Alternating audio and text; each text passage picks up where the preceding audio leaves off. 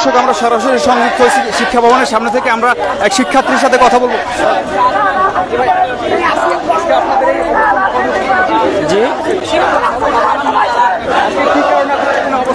আজকে আমাদের আপনারা জানেন দীর্ঘ 1 বছর আগে ঢাকা বিশ্ববিদ্যালয় থেকে আমাদের অভিযুক্তি বাতিল করে এখন আমাদের অভিভাবকহীন আমাদের পরীক্ষা রেজাল্ট দিতে প্রায় 6-7 মাস লাগে। আমাদের শিক্ষকরা আমাদের পড়ায়, কিন্তু আমাদের প্রশ্ন করে ঢাকা বিশ্ববিদ্যালয়, তারপর আমাদের খাতা থেকে ঢাকা বিশ্ববিদ্যালয়ে গণহারে ফেল করানো হয়।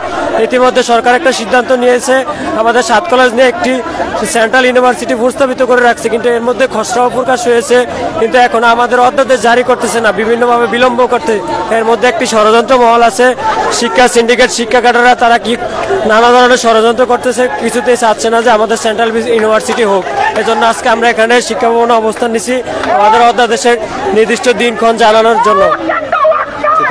দর্শক, আমরা শুনছিলাম এক শিক্ষার্থীর কথা, তাদের যে দাবি অধ্যাদেশ জারি, সেই অধ্যাদেশ